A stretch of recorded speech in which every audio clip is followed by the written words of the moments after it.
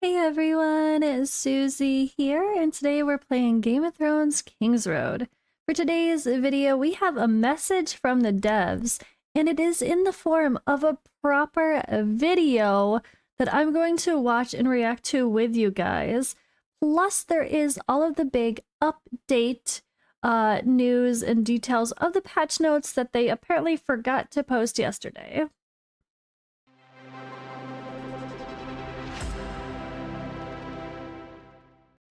Alright, so first of all, you probably have not seen me live or posting videos. You might think I stopped playing already. Well, I did stop playing for about a week, honestly. I opened the game for dailies a couple times. I didn't do the dailies. I mean, like, collecting, open the game, log into the game, that's about it. And unfortunately, I just haven't had time with my baby girl's first birthday party last Sunday. We had like 20 people at the house again, and it was a lot of prep beforehand. And I feel like I'm still playing catch up on content from all the games in general right now. And I just haven't had time to properly play at night. Work has been a little bit busier with Fateless and Godforge, which is good as well. And yeah, baby girl has been very fussy at night. So I haven't been able to play like I would want to when she goes to bed, because she's not exactly going to bed at a reasonable time or staying asleep. Mama life, right? Which is fine. So that's my quick little update for me. I just wanted to let you guys know I am still planning to play the game. I'm not stopping yet. I really do like the game as well. And we are starting our next little mission. So I'm going to do my best to do a quick comparison video of the classes in the game here soon. Because even though I'm not super crazy grinder, there's certainly plenty of information out there to see what the community think about which class you should play if you're looking to start playing this game as well. I mean, the global launch is around the corner, I am sure. Only a couple weeks away, I think. Okay, so message from the devs. Dev note. We have the executive producer here. We're thrilled to reconnect with you after our last developer update, and we appreciate your continued support. Since launching Game of Thrones KingsRoad in early access, our team has been working tirelessly behind the scenes to enhance the overall gameplay experience for our players. The feedback we receive from our passionate community during early access has been invaluable, and today we're excited to share a sneak peek of some improvements we're currently working on. So yeah, we have a YouTube video here. Boom. Whoa, it's accidentally been playing in the background. Let's make this bigger, and yeah. In the name of the warrior, I charge you to be brave. In the name of the father, I charge you to be just. In the name of the mother, I charge you to defend the innocent. Arise, a knight of Lennon's rest.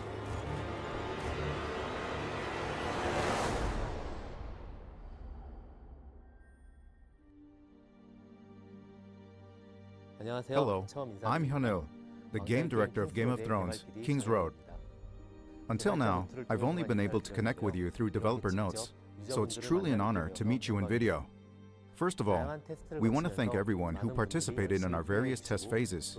Your passion, thoughtful feedback, and dedication to the game have meant a lot to the entire team. We've worked hard to reflect as many of your suggestions as possible, and I sincerely hope the improvements met your. First of all, I mean, the production value, right? This is cool. This is cool. This is legit dev chat update. That's the stuff I want to see from games. This is really cool. Your expectations.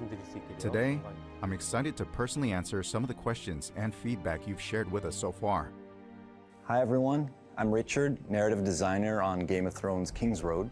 You might have seen me in one of the dev playthroughs that we've released for the game, and if not, then I'm happy to meet you today and tell you a little more about our plans for the story and the world moving forward. Since this is my first real opportunity to communicate directly with you, I'd like to talk about some of the feedback we received during early access. First, let's talk about Field Boss matchmaking. Field Bosses are multiplayer content that allow up to 12 players to participate together. During the early access period, we had them spawn frequently so that many players could take part. However, we noticed that because they appeared so often, players were more spread out, and it actually made it harder for groups to come together and enjoy the content fully. To improve this, we're planning to reduce the number of times Drogon appears each day. We understand this will lower the number of attempts players can make, but we believe it's more important to create an environment where people can enjoy the content together. That said, if this change doesn't have the positive impact we're hoping for, we'll absolutely listen to your feedback and make adjustments again. Among the feedback to the early access version of the game and the closed beta with Where people Pause. Look at this screen. Okay, so first of all, I would say my feedback from what little bit I was able to do with this Drogon boss is the rewards suck. The rewards are rough. Only like 3 people got rewards per fight? Like, what's the point? I don't know. Is that how all MMO style games are? This is kind of like the MMO side to this game. And I felt really weird. Like, I felt like no point of even trying kind of thing when if you know you're not going to be one of the top damage dealers, then you get nothing. And then it kind of seemed like the points were random. So then you are screwed if you are the top damage dealer. I don't really know how I feel about that. I feel like as long as you do some sort of damage to show you tried, there should be some reward that everyone gets, right? Or is that just not how these games are? I don't know. I don't play MMOs. Like the last type of like boss fight, whatever, world bosses, like I guess World of Warcraft 15 years ago? I don't know. That was a long time ago when I played that. 20 years ago? Oh god, 20 years, not 20 years ago, almost 20 years ago. Wow. So I don't know, honestly. I don't know if that's normal, but I don't like that. It feels pointless if you, like, you spend all this time getting ready, you're ready for the boss, you're ready to go, you're waiting for the countdown, you fight it, it takes a while depending on your group, how good you guys are, and then you get nothing. I don't know. I hope the rewards get better. But this is cool to see here. So chapter 1. What does this mean? 1, 2, and 3 getting this amount of damage. Is that how they're deciding rewards? Or what is this? This is really interesting. Chapter 2, chapter 3. So there's different, are there different Drogon bosses that spawn? Those are the thresholds? I don't know. I'm not actually sure what the little graph behind it means, but kind of cool to see a little behind the scenes. And make adjustments again. Among the feedback to the early access version of the game and the closed beta we had earlier, there were a lot of requests about additional language support. We're happy to let you know that we plan to support Portuguese and Turkish at launch. Okay. In order to provide players with the best possible experience, the game will launch in selected regions first. But if your country is not on this list, don't worry. We will gradually launch in more and more territories so that we can provide a stable and enjoyable experience to players all over the world. Although it's difficult to give an exact date at this point, what I can say is that we plan to make the game available in most Asian countries before the end of the year. Please look forward to it. The game is not going to launch in Asia, I know that. Next, I want to talk about the Founders Pack and the availability of optional purchasable items within the game. For those who joined early access through the Founders Packs, these were designed to include a sample of the various purchasable items that will be available at launch. To thank our Founders Packs players for helping us fine-tune the game, additional costumes that can be used by all classes were sent to all players who purchased the Founders Pack. We're also preparing additional rewards for early access players before the official launch. Game of Thrones KingsRoad is designed with player control in mind, ensuring a rich and rewarding experience regardless of optional purchasable items, as they are not essential to fully enjoy all aspects of the game. Next, I'd like to talk about the RP system. We closely reviewed player feedback and gameplay patterns from early access, and we identified several areas for improvement, which we're currently working on. One of the biggest points was a shortage of RP. The original intent of the RP system was to help manage fatigue and ensure players could still earn meaningful rewards, even with limited playtime. However, many of you shared that the current RP supply felt too low, which made the overall experience less satisfying. We completely understand this concern, and the team is actively discussing balance adjustments to increase the daily amount of RP provided. Another point That's the hard part though, is like you can't please everybody. If this game is geared toward the more mature, busy audience that has day jobs and has children and families, they're trying to make it so you don't feel like you have to play all day or you're wasting your RP. They want you to, like, there's also that the value of limiting on purpose, but then you also hurt and punish the players that can and want to play all day. I guess it's really hard to find that balance of letting someone play all day if they want to. Like, if they want to, should they be able to play nonstop? Or how do the people that can only play for an hour feel satisfied and not like they're missing out and they're behind? Like, where's the balance there? I think that's the hardest part for these games to accomplish, including Godforge and Fateless. I'm sure that's going to be an interesting talking point. I know it has been, because you can't please everybody at the end of the day. We heard was that there isn't too much to do once RP runs out.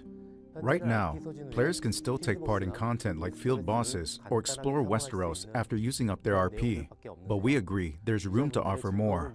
We're working on adding new types of content, including exploration, challenges, and co-op content to keep things engaging even beyond RP. That's the best, exactly. We'll do our Instead best to of bring just these increasing updates to RP you in as soon as general. possible.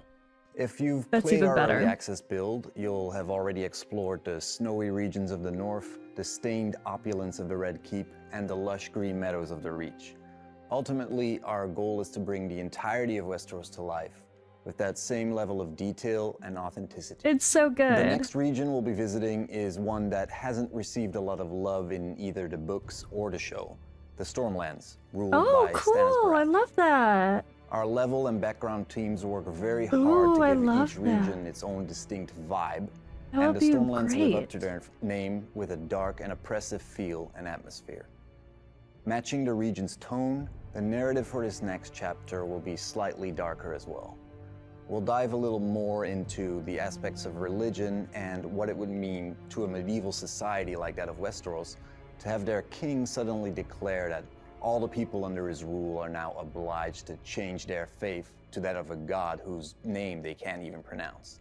I hope you'll enjoy playing through it as much as we did writing it. I love that.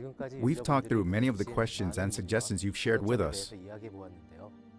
Our aim has always been to deliver a more polished and complete experience. I think that's the coolest part about a game like this is, like, I don't feel like I have to play it every day. If I skip a week because I'm busy because life, I can skip a week because I'm busy because life and then go back and pick up where I left off in the story and just complete it at my own pace, work on my characters, and enjoy the story and the world exploration side of it just as much, which is how I'm personally playing it. But then there's the other side of people that want to grind as fast as possible, get their characters leveled up as fast as possible, the best gear as fast as possible, and get the top score and be on all the leaderboards. I think both type of players can really enjoy this game, which is why I'm playing it as my fun side game too, because so far even though it is going to be a microtransaction game, which can be really predatory depending on how they go about it, I think it's the kind of game that most any RPG player, mobile or PC preferred, will enjoy. So I think that's going to be fun to have the global launch happen and see how different people react to it once more people are able to play. Because right now, I'm playing it so chill and so different than probably a lot of people, because it's more my fun side game. So I might be extremely behind, and you might watch my live stream and see I'm only at 28,000 power. And then a week later, I open the game again, I'm only at 29,000 power because I did like nothing to improve my character. But that's okay. Like, I'm just trying to enjoy the different aspects of the game, and I don't want to feel pressure. I want to just enjoy the experience, because there's so many grindy games, and this game can definitely be grindy. Of course, any type of game that's a similar MMO style, or at least these games that have this type of system with farming for gear, are going to be grindy no matter what, gachas or not. So I think expectations are, like, I'm going to be not making any leaderboards anytime soon, but I'm not trying to. But we recognize that there were areas like bugs and overall stability where we still have work to do. There may still be moments ahead where things don't meet expectations. But when that happens, we're committed to responding quickly, addressing issues, and keeping communication open as we work to improve. We'll continue working to make Game of Thrones King's Road even better moving forward. Our goal is to keep listening closely to your feedback and provide gaming service in a way that reflects our voices. See you in Westeros. I The love launch it. date for Game of Thrones King's Road is getting closer and closer, and the team's got all hands on deck to make sure that we provide you all with the best possible experience. Personally, I think that the game's narrative only gets better and better the further you play, and I hope you'll feel the same when the game launches in full. Until then, and see you on the King's Road. I love it.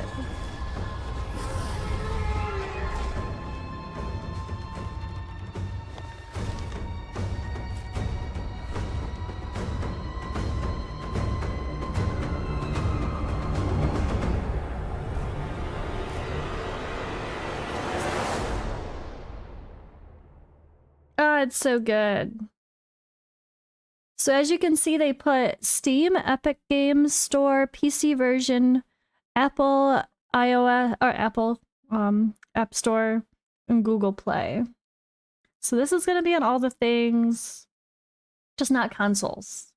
And if you look at the App Store for Apple, it does say, I think April 30th was the date there, which makes sense because the season of the content creator program for missions ends on like the 28th or the 29th. So that would make sense that the first season, season 1, starts with global a day or two after. But yeah, I really love this. That was really cool.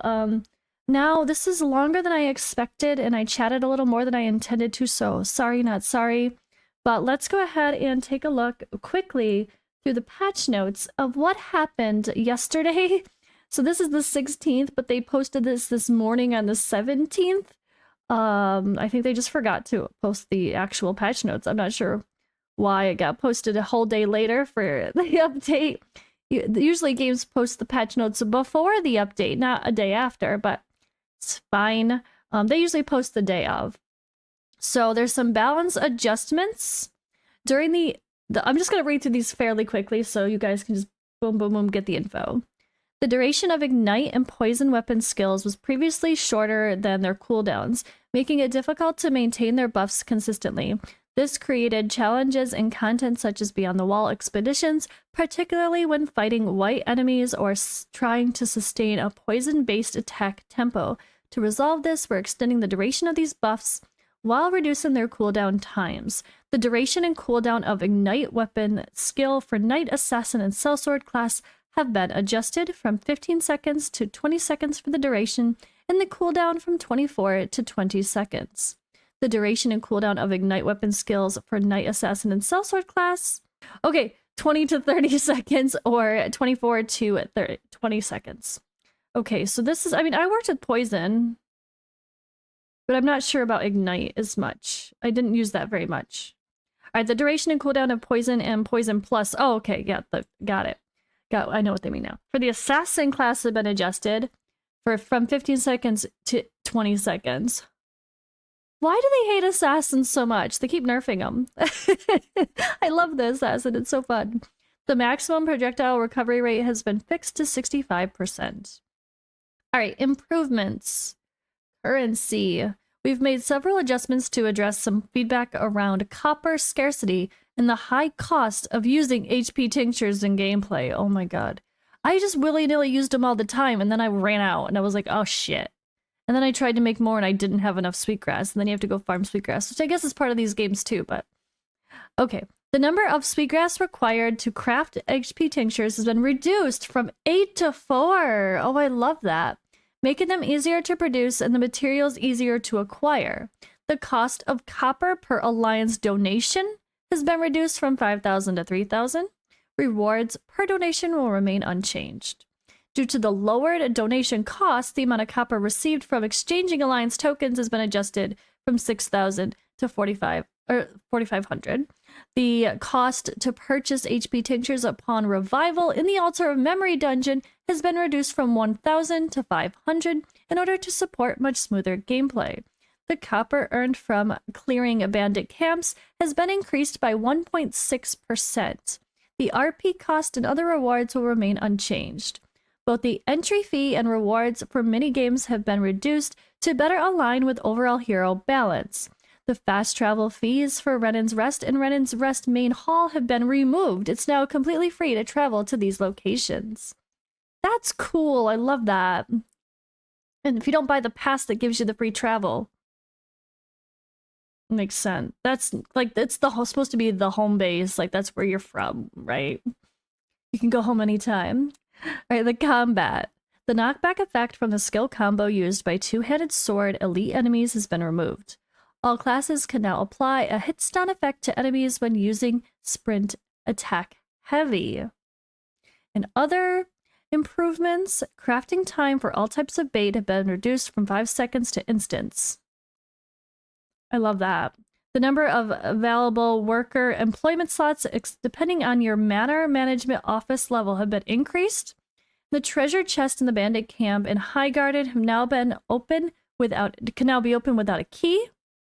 The treasure chest keys that currently in possession can now be sold or discarded. Access to the shop, battle pass, and equipment management content is now unlocked right after completing Winter is Coming quest. And then bug fixes, a general fix with backend server optimizations for overall stability. Shop fixes, they fixed an issue where players were occasionally unable to claim episode completion package rewards upon clearing an episode. If you were affected by the issue above, the rewards in question will be claimable upon reconnecting to the game after the update.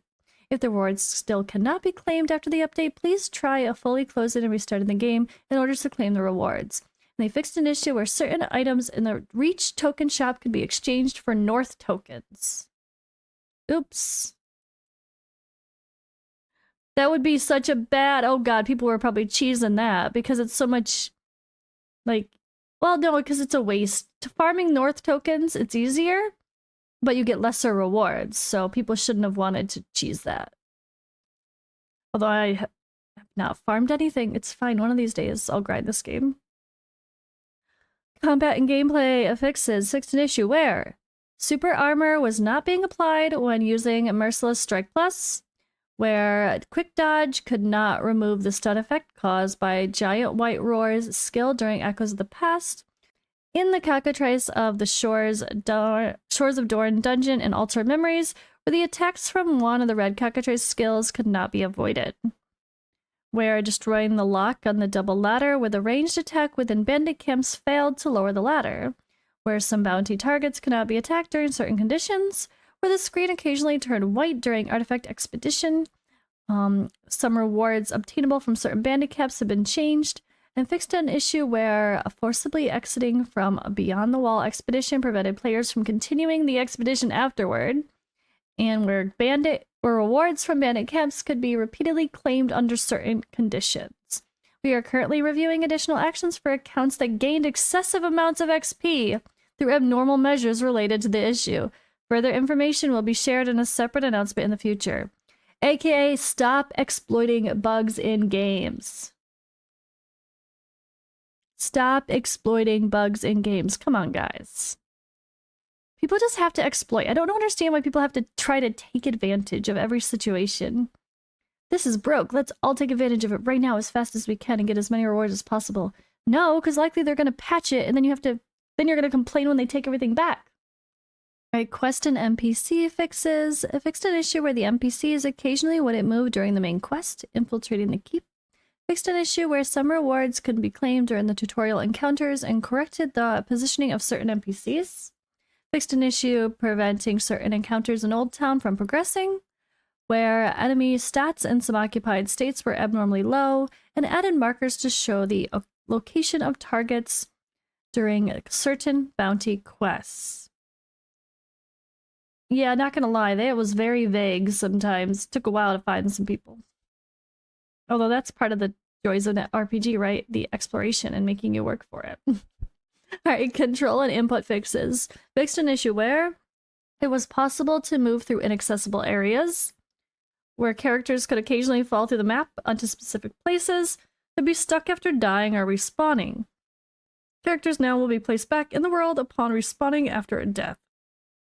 And then where interacting with doors in certain situations would prevent movement or make the character uncontrollable. And UI UX fixes fixed an issue where the default language was displayed incorrectly in unsupported regions, and where enemy names in some occupied sites were displayed in a different language. Alright, so that's all we got, guys. But yeah, that was a nice update. It's good to see this currency adjustment, honestly. That's huge. That's really great. I really feel like this game is different so far compared to their other game that I played with King Arthur. Felt like a money grab the second I opened it and looked at things. It just didn't feel like they were gonna care about longevity of the game, and now it's been like 2 or 3 updates with no new characters and no new content, which is a lot. That's over a month, you know? That's bad. And it kind of felt like that from the start. There was just something about it that you could just tell. It didn't seem like they care about King Arthur and what happens long term. Where this game, you see them putting in the effort of doing those crazy developer, nice production videos that take time and effort as well. And lots of great editing. It feels super pro and clean, and I don't know, it just seems like this game is something that's a bit more of a passion project for them, where, to be honest, maybe King Arthur was just, they took over the development of it from just Kabam and did what they could to get their debts, their expenses covered. And as long as they profited, it's kind of like, okay, good enough. You know, I feel like that's how King Arthur feels, unfortunately. Sorry, Netmarble, if there's any staff or people working, but that is just very, very clear that that game is not a game that they really care about. And it was clear from day one. You could see right through it, unfortunately. But this game I felt different about right away. And whether or not it's a money grab or predatory behavior in the spending to try to trick you, I don't know yet. I really don't know if that's going to be the case at all. But either way, these are microtransaction games that are free to play at the end of the day.